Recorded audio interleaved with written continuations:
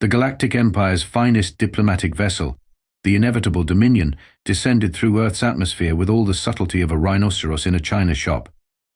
Commander Vrex stood on the bridge, his 7-foot frame draped in the ceremonial armor of the Imperial Diplomatic Corps which, ironically, it was designed to be simultaneously intimidating and welcoming. The result looked like someone had bedazzled a tank. "Preliminary scans complete, Commander," announced Lieutenant Prill, her antennae twitching with excitement. "We have located what appears to be a gathering place of Earth's elites. Multiple small bipeds are contained within a fenced compound under the supervision of larger bipeds." Vrex nodded gravely. "Excellent work, Lieutenant. Clearly this is a training facility for their warrior class. The Empire was wise to initiate first contact before these humans developed interstellar capabilities." The truth was, the Galactic Empire had been monitoring Earth for decades, and their intelligence suggested humans were a peculiar species that oscillated between remarkable ingenuity and baffling self-destruction. Recent observations had indicated that humans possessed a particularly dangerous subclass of their species, smaller, but seemingly harmless versions that exhibited terrifying capabilities. "Engage cloaking technology and land in the adjacent field," Rex commanded. "We will observe these children that our xenobiologists have warned us about." The massive ship settled behind a row of trees bordering what the ship's computer identified as Little Sprout's Daycare and Preschool. The diplomatic team consisting of Commander Vrex, Lieutenant Prill, and Dr. Moltik. The xenobiologist activated their personal cloaking devices and approached the facility. "Remember," Vrex whispered, "our mission is to establish peaceful contact with Earth's leaders and negotiate their entry into the Empire. We must identify the hierarchy and determine who commands these small humans." As they approached the chain-link fence surrounding the playground, Dr. Moltik pulled out a scanning device. "Fascinating," he murmured. "These smaller humans appear to be engaged in various combat exercises disguised as recreational activities." Before them, 20 children between the ages of 3 and 5 were engaged in what the aliens could only interpret as controlled chaos. A group of girls was spinning at dizzying speeds on a merry-go-round, demonstrating G-force resistance training. Boys were climbing metallic structures, obviously honing their zero-gravity adaptation skills. 2 children appeared to be engaged in territorial disputes over a plastic bucket. "Observe their endurance," whispered Dr. Moltik, pointing to a child who had been hanging upside down for several minutes. "Their blood circulation systems must be extraordinarily advanced." Lieutenant Prill tapped notes into her datapad. "And note how the larger humans merely observe, rarely intervening. They're clearly evaluating performance." Commander Vrex nodded solemnly. "This confirms our intelligence. Earth's military structure begins training at an extraordinarily young age." A high-pitched scream pierced the air, causing the aliens to duck instinctively. "Sonic weaponry," gasped Lieutenant Prill. They peered cautiously over the fence again to see a small girl with pigtails screaming simply because, as far as they could tell, she felt like it. More alarmingly, none of the other humans seemed particularly concerned. "Their auditory tolerance is remarkable," Dr. Moltik noted. "The adults show no sign of distress at sound levels that would incapacitate most species." As they watched, a small boy with a shirt proclaiming, "I'm not arguing, I'm just explaining why I'm right," approached the fence, staring directly at them, despite their cloaking technology. "This is concerning," Vrex muttered. "Our cloaking should be imperceptible." "Hi," said the boy, waving at exactly where they were standing. "Are you invisible people?" The 3 aliens froze. "I can see your outline when you move," the boy continued. "Like in that movie with the alien that hunts people in the jungle. My dad let me watch it even though Mom said it would give me nightmares, but I told her I'm brave." Dr. Moltik frantically adjusted controls on his wrist. "Impossible. Their young can detect our advanced cloaking technology." Commander Vrex made a quick decision. He deactivated his cloaking device and stood at his full 7-foot height before the child. "Greetings, young warrior of Earth. I am Commander Vrex of the Galactic Empire. Take me to your commanding officer." The boy stared up at him, completely unimpressed. You look like if a lizard and a Christmas tree had a baby. Lieutenant Prill snorted before catching herself. Tony. A harried-looking woman in a paint-splattered apron rushed over. What have I told you about talking to? She stopped dead when she saw Commander Vrex. To her credit, she recovered quickly. Strangers. Oh my God, you're an alien. Indeed, Vrex replied with dignity. I represent the Galactic Empire, which has come to negotiate Earth's peaceful integration into our dominion. You are this young warrior's commanding officer? I'm S. Judy, the daycare supervisor, she replied faintly. Tommy's mom is a dentist. And more children had noticed the commotion and were now running toward the fence, their faces alight with curiosity rather than fear. Is that a costume? One asked. Are you from space? Questioned another. Do you poop? Inquired a third. Commander Vrex turned to Dr. Moltik in confusion. Their interrogation techniques are unorthodox. By now, all 20 children were pressed against the fence, firing questions faster than the universal translator could process. MS. Judy seemed to be having some kind of minor breakdown, her mouth opening and closing without sound. Please, Vrex attempted to regain control of the situation. We wish to speak with Earth's Leadership Council about your planet's future. It's nap time in 15 minutes, MS, Judy finally managed. But I can call the principal? As if on cue, a small girl with curly hair broke away from the group and ran full speed across the playground, tripped on nothing, and face planted into the sandbox. For one horrified moment, the aliens thought they'd witnessed a casualty.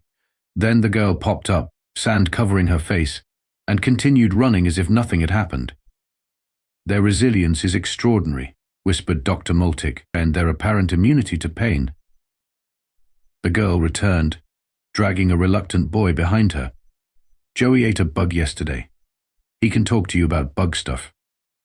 Commander Vrex was beginning to suspect that there had been a serious miscalculation in their intelligence gathering. These small humans didn't appear to be elite warriors in training, and yet the evidence before him was undeniable.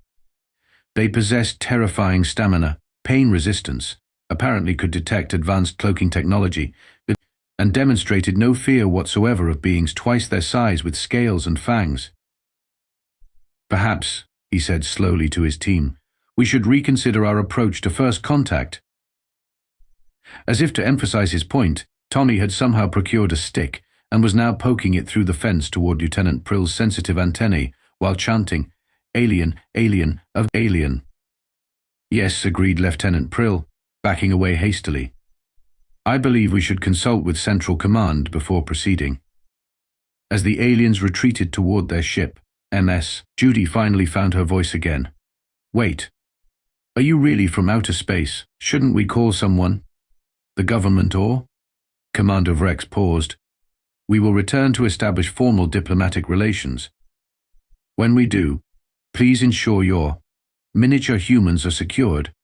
It's Wednesday, MS Judy replied weakly. We have 27 enrolled. This is actually a light day. The look of horror that crossed the commander's face was universal across all species. Back aboard the inevitable Dominion, the first contact team gathered in the observation deck. Commander Vrex paced anxiously while Dr. Moltik frantically compiled data on the small humans they'd encountered.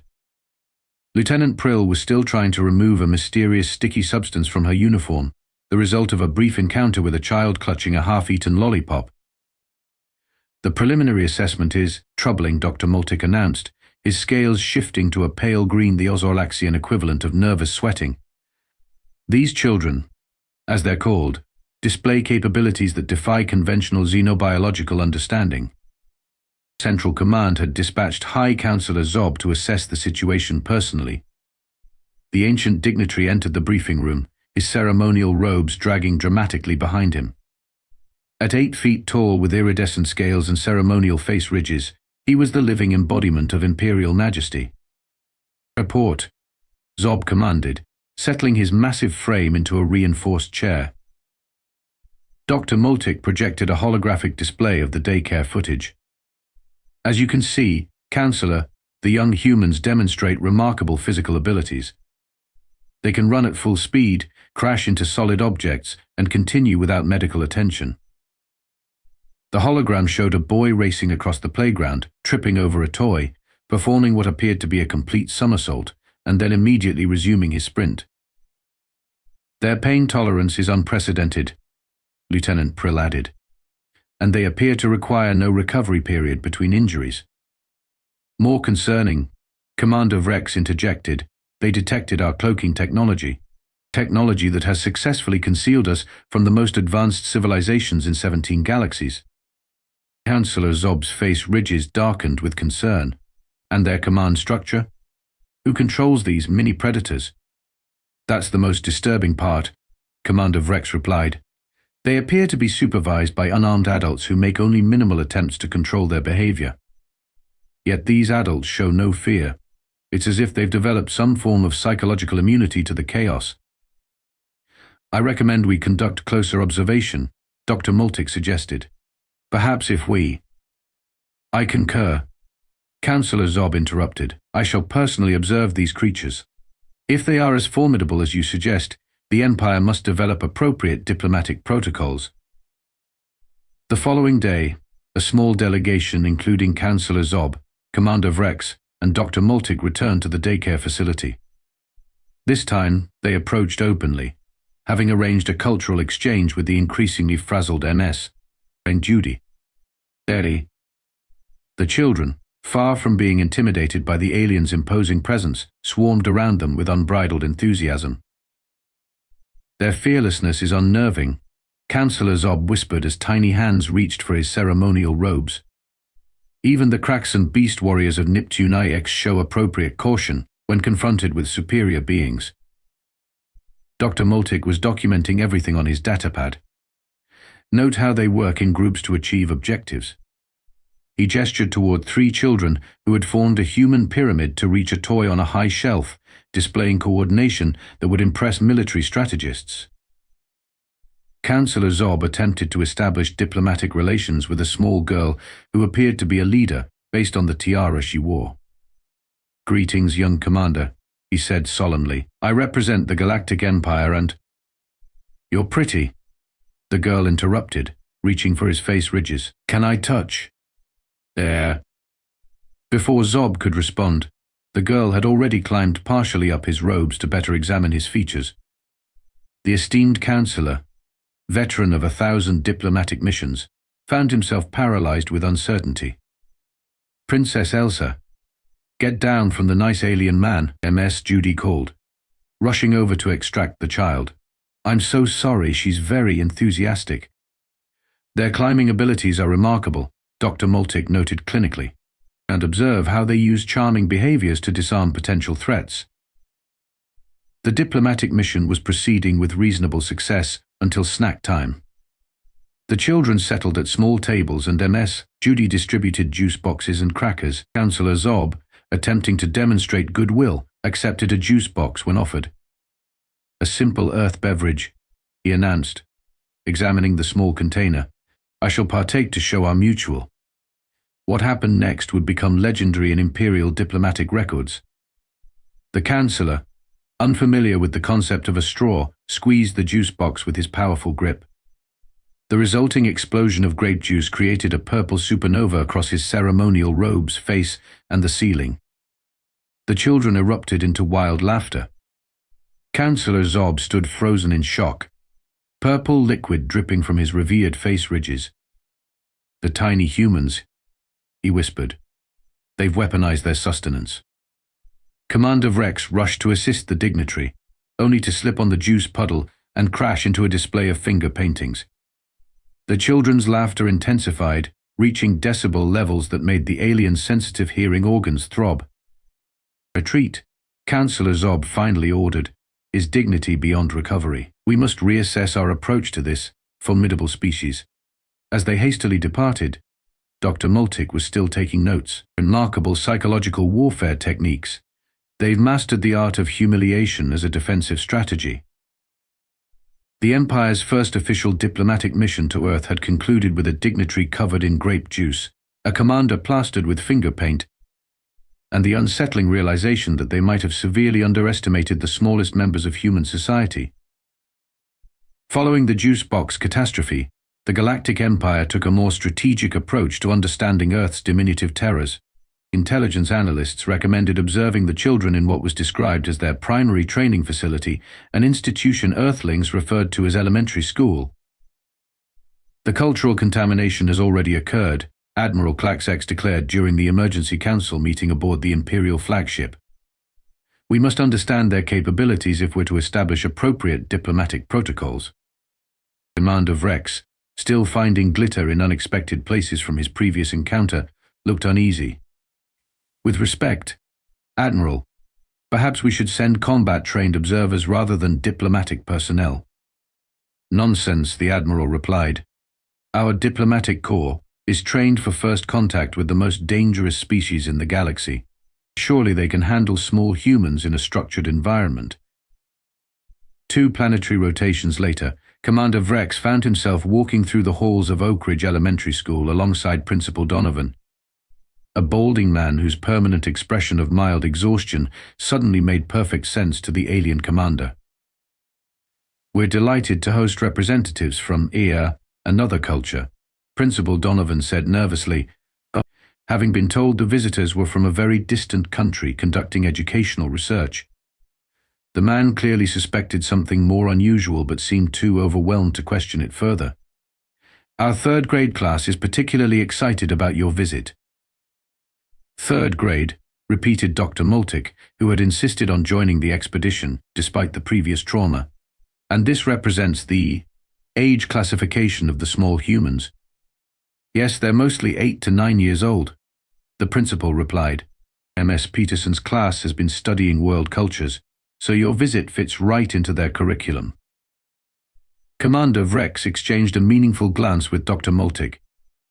Their research indicated that these specimens would be more developed than the daycare subjects, potentially more dangerous. They were led to a classroom where 24 children sat at desks.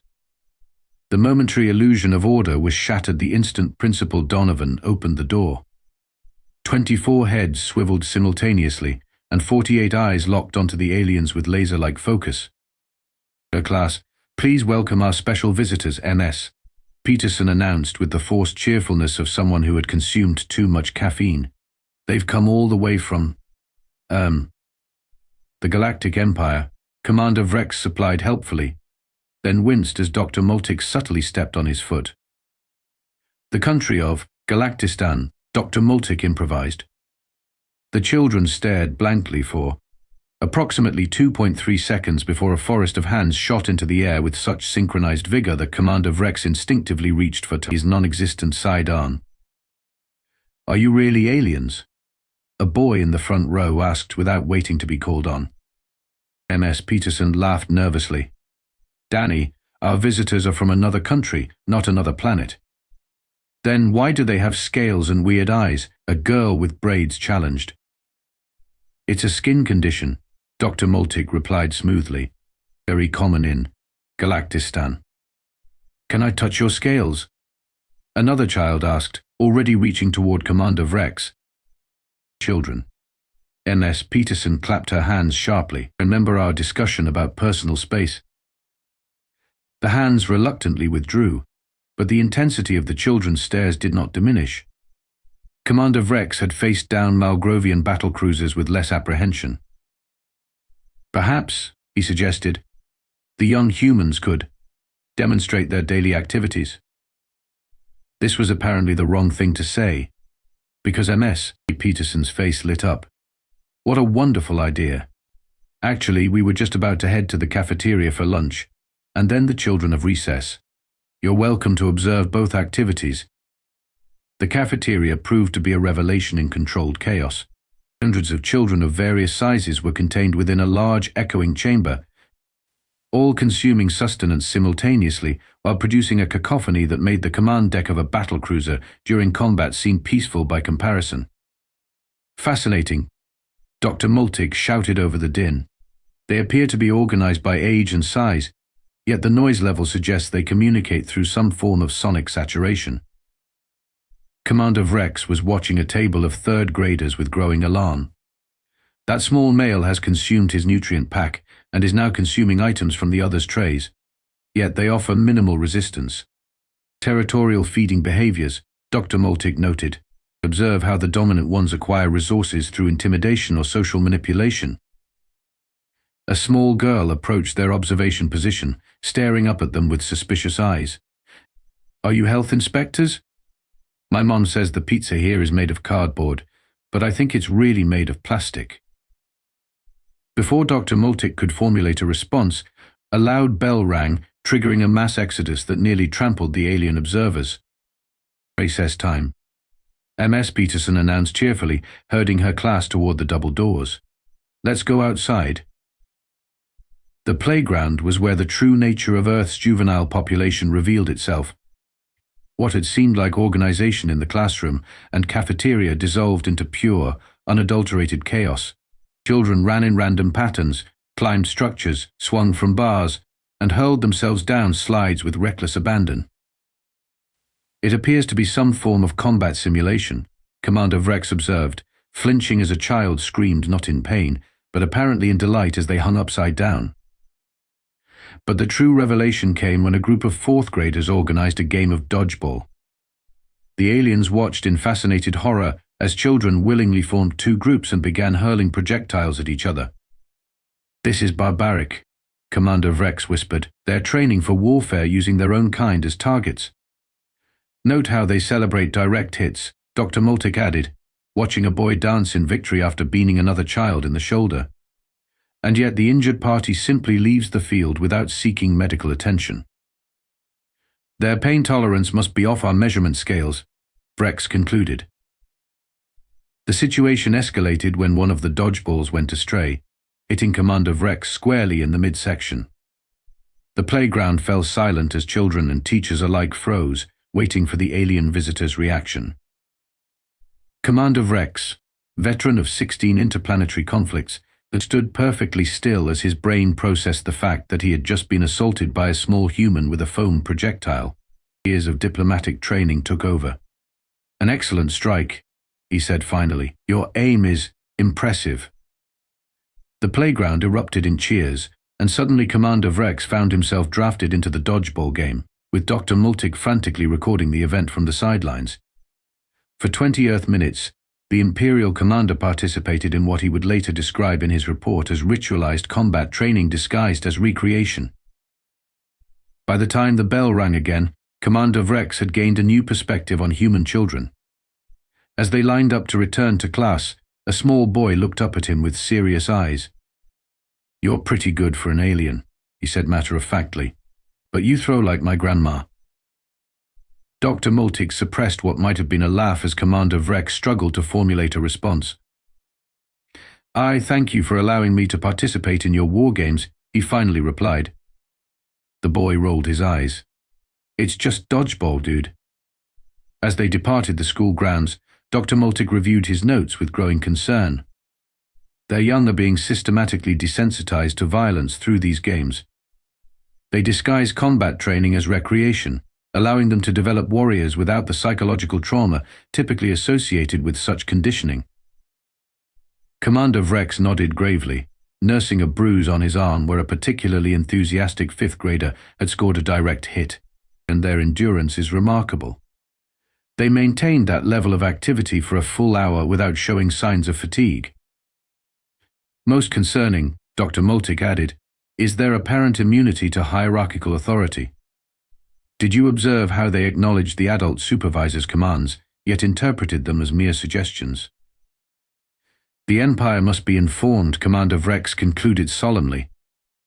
These humans are raising a generation of warriors with capabilities that could threaten galactic stability. As their transport lifted off, neither alien noticed Danny, the curious third grader, snapping pictures with his mother's phone. By evening, blurry images of teachers from Galactistan would be circulating on social media, adding another layer of complication to the Empire's reconnaissance mission. The Galactic Empire's research into Earth's juvenile population took an unexpected turn when an intercepted digital invitation revealed an event labeled Tyler's Super Awesome 10th Birthday Bash. Superhero theme, a bouncy castle. Cake. Intelligence analysts flagged this as a potential military ceremony, perhaps the graduation of a young warrior to a higher combat class. This could be our opportunity to witness their advancement rituals, Admiral Clax declared. The Commander Vrex, you and Dr. Moltik will attend as cultural observers. The commander's eye membranes flickered rapidly, the Sorlaxian equivalent of a nervous twitch. With respect, Admiral, perhaps we should send a drone instead. They denied. The Empire requires first-hand observation. Besides, your previous encounters have established you as somewhat familiar with their juvenile warriors. And so, on a sunny Saturday afternoon, Commander Vrex and Dr. Moltik found themselves standing awkwardly in the backyard of a suburban home, clutching a hastily wrapped present. A standard-issue emergency beacon, deactivated and decorated with colorful paper. Their cover story distant relatives of Tyler's mother seemed flimsy at best, but the chaos of 12 sugar-fueled children provided excellent camouflage. Parents were too busy managing the mayhem to question the odd appearance of the distant cousins from overseas. Initial assessment, Dr. Moltik muttered into his disguised recording device. The gathering appears to be some form of controlled chaos exercise. The small humans are being deliberately stimulated into a frenzy state using chemical compounds. He eyed the table laden with colorful cupcakes, chocolate, and fizzy drinks. A woman approached them with a harried smile. You must be Karen's cousins. I'm Diane, Tyler's mom. Thank you so much for coming. The kids are about to do the pinata if you want to watch. They followed her to where a group of children had formed a circle around a suspended papier-mâché figure shaped like a cartoon character. A child, blindfolded and armed with a stick, was being spun in circles. What is this ritual? Commander Vrex whispered, alarmed. They appear to be training the young one to fight, while sensory-deprived, Dr. Moltik theorized. Note how the others provide verbal guidance to help target the enemy. Hit, Tyler. The children chanted as the birthday boy staggered dizzily, swinging his weapon wildly. After several near misses, including one that almost connected with another child's head, Tyler's stick made contact with the pinata. The assembled children began screaming with a fervor that made the alien's auditory sensors ring. Keep going. Break it open, they shouted. Tyler, emboldened by success and possibly by consuming his body weight in sugar, began assaulting the pinata with shocking violence. Commander Vrex watched in horror as the birthday boy brutally battered the effigy until it split open, spilling its contents to the ground. What happened next could only be described as a feeding frenzy. The children dove for the scattered candy with primal abandon, shoving each other aside, grabbing as much as possible. Their resource competition training is intense, Dr. Moltik noted clinically, though his voice held a note of disturbed fascination. The party reached its crescendo with the presentation of the cake, a garish confection featuring superheroes locked in combat. The children gathered around, chanting rhythmically as flames were lit atop the cake. Are they setting fire to their nutrition? Commander Vrex asked in confusion. Before Dr. Moltik could formulate a hypothesis, the children's chanting intensified. Tyler leaned toward the flames, and in a demonstration of either remarkable lung capacity or poor fire safety awareness, extinguished all 8 candles with one explosive breath spraying saliva across the cake's surface in the process. The children cheered while the adults applauded. Commander Vrex stared in silent horror. They contaminate their food supply as part of the ritual, he whispered, and then consume it communally. The situation deteriorated rapidly when cake distribution began. As Tyler's mum struggled to serve equal portions, a small-scale riot erupted over who would receive pieces with the most frosting. Commander Vrex, attempting to maintain his cover, accepted a slice and found himself face-to-face with Tyler. You're weird-looking, the birthday boy declared, his face already smeared with blue frosting. Are you really my cousin? I am. A distant relation, Commander Vrex replied carefully. Cool. Want to see me burp the alphabet? I just drank like 4 sodas. Before the commander could decline, Tyler demonstrated his unique talent, producing a sound that would have qualified as a low-level sonic weapon on most civilized planets. The aliens' retreat was hastened when the sugar-fueled children decided that the funny-looking cousins would make excellent targets for us. A new game they had invented on the spot, a hybrid of tag and dodgeball that involved water balloons found in a forgotten party favor bag. As they made their escape, Dr. Moltik's pristine Imperial uniform soaked and Commander Vrex sporting a new green stain of undetermined origin, they reached an inescapable conclusion. Earth's children weren't just dangerous, they were weaponized chaos incarnate. The Galactic Security Council convened in emergency session aboard the Imperial flagship. High-ranking officials from 17 star systems gathered around the holographic projector as Admiral Klax presented the findings from Earth reconnaissance. Esteemed colleagues, the Admiral began gravely, what you are about to witness may challenge your fundamental understanding of sentient species classification. He activated the display, showing footage of children from the daycare, school, and birthday party incidents. The assembled dignitaries watched in stunned silence as the compilation played, children bouncing endlessly on playground equipment, surviving falls that would incapacitate adult beings, consuming alarming quantities of sugar without immediate systemic collapse, and most disturbingly maintaining ear-splitting volumes for extended periods without vocal damage. As you can see, Dr. Moltik explained, stepping forward with several scaly appendages bandaged, the result of an unfortunate encounter with a stapler during the school visit. Human offspring appear designed for maximum biological resilience combined with minimal impulse control. High Counselor Zob, still bearing a faint purple stain on his ceremonial collar, rose to speak. The Empire has encountered over 3,000 sentient species, yet none exhibit the chaotic potential of these small humans. Even the war hatchlings of Draconis V show more restraint. The room erupted in concerned murmurs. Order. Admiral Klax commanded. Commander Vrex, present your tactical assessment. Commander Vrex approached the podium, his uniform immaculate despite the psychological scars he clearly carried. The humans have developed a sophisticated two-phase training system. Phase 1 involves allowing their young to experience maximum physical freedom with minimal consequences, developing fearlessness and pain resistance. He advanced the hologram to show children on the playground. Note how they deliberately seek out activities with high injury potential, yet their supervisors intervene only in extreme cases. And Phase 2? Asked the representative from the Andromeda Alliance, her tentacles curling anxiously. Socialization into organized chaos, Vrex replied grimly. By age 8, they can transform from individual agents of disorder into coordinated swarms. The display showed the dodgeball game footage. Observe how they maintain the appearance of rules while maximizing mayhem. Most concerning, Doctor. Moltik added, is there apparent immunity to fatigue? Our research team documented a single small female human who asked why 78 consecutive times without pausing for breath. When the adult human finally capitulated to her demands, she immediately began a new line of questioning with no recovery period. The Security Council sat in stunned silence. There's more, Commander Vrex continued solemnly. They appear to possess capabilities that defy conventional physics.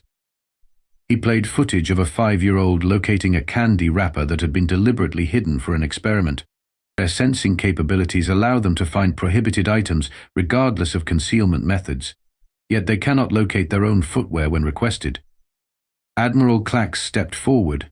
Based on this evidence, the Scientific Division recommends classifying human offspring as Category Alpha Apex predators with the designation Chaotic Destructive with resonant sonic capabilities. Representatives exchanged alarmed glances. Category Alpha was reserved for the most dangerous species in the galaxy, planet killers and ecosystem destroyers. Surely this is an overreaction, argued the Centaurian delegate. They're merely immature specimens. In response, Admiral Klax played the final piece of evidence, the security footage from aboard the inevitable Dominion showing a child who had somehow sneaked aboard during the school visit. The small human had evaded detection for 3 hours, reprogrammed a food synthesizer to produce only ice cream, covered a navigation console with stickers, and taught the ship's AI to play Baby Shark through the emergency broadcast system. The chamber fell silent. The recommendation stands, Admiral Klax declared. Furthermore, we propose immediate containment protocols. These humans must be confined to their solar system until we better understand their capabilities. High Counselor Zob raised a gnarled appendage. There is another matter to consider. The adult humans live among these creatures voluntarily. They appear to have developed resistance to their chaotic influence. This suggests either extraordinary adaptive capabilities or they're even more dangerous than their offspring, Commander Vrex finished grimly. The Security Council voted unanimously to classify Earth's children as apex predators and to initiate containment protocols immediately. As an additional measure, they authorized the formation of a special diplomatic team to negotiate with the adult humans, the only known species in the galaxy capable of controlling these terrifying creatures. As the session adjourned, Dr. Moltik approached Commander Vrex. "There's something else we discovered in our analysis," he said quietly. "Something the Council might not be ready to hear." "What is it?" "Aite. According to our observations, the small humans eventually grow into the larger ones." The Commander Vrex's scales paled. "You mean?" "Yes," Dr. Moltik confirmed. "The adult humans were once children themselves. The implications were too horrifying to contemplate. The diplomatic chamber aboard the inevitable Dominion had been specially modified for this historic occasion. Reinforced furniture replaced the standard seating. All breakable objects had been removed, and the valuable Zornian crystal displays were protected behind energy fields, all in anticipation of what the Empire now understood to be the most dangerous beings in the galaxy. "Are these precautions really necessary?" asked Janet Cooper, PTA president and mother of 3, as she settled into a chair across from High Counselor Zob. "We're just here to discuss cultural exchange opportunities, right?" Beside her sat Principal Donovan, a child psychologist named Dr. Rivera, and Tyler's mother Diana. Delegation hastily assembled after the Empire had revealed its true purpose on Earth. "Indeed," Counselor Zob replied cautiously, his eye stalks swiveling to monitor the room's exits. "Cultural exchange is certainly one aspect of our discussion." Commander Vrex cleared his throat. "As representatives of the Galactic Empire, we wish to establish formal diplomatic relations with your planet. However, there is the matter of containment to address first." "Containment?" Dr. Rivera asked, raising an eyebrow. Admiral Clax activated a holographic display showing footage from their observations. "We have classified your juvenile population as Category Alpha Apex Predators. For the safety of the galaxy, we must ensure they remain contained within your solar system." The human delegation exchanged confused glances. "Let me get this straight," Janet said slowly. "You're afraid of our children."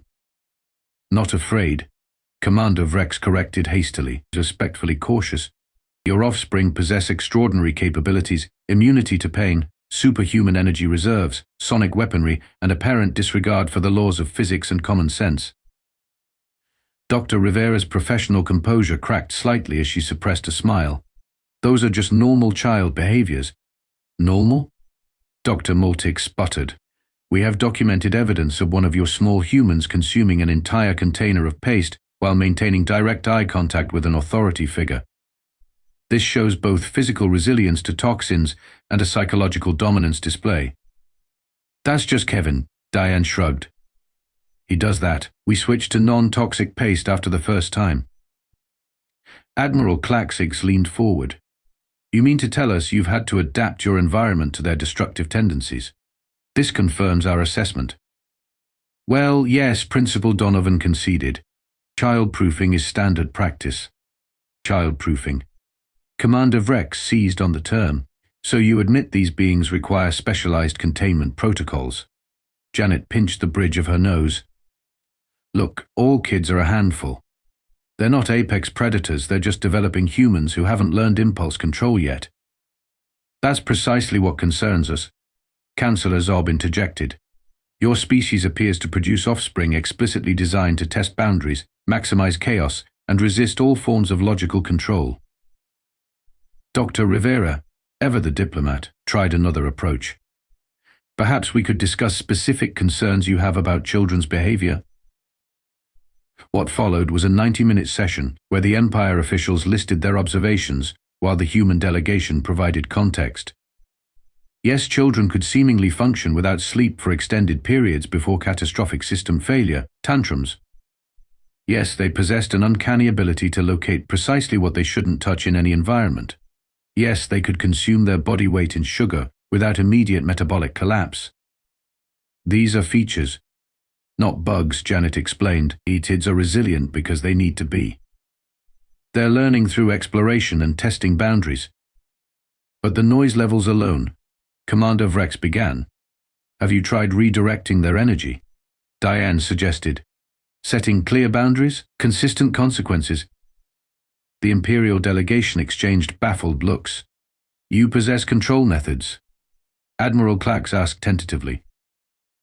The humans shared knowing smiles. We've developed certain techniques over millennia of parenting, Janet acknowledged. They're not perfect, but they work.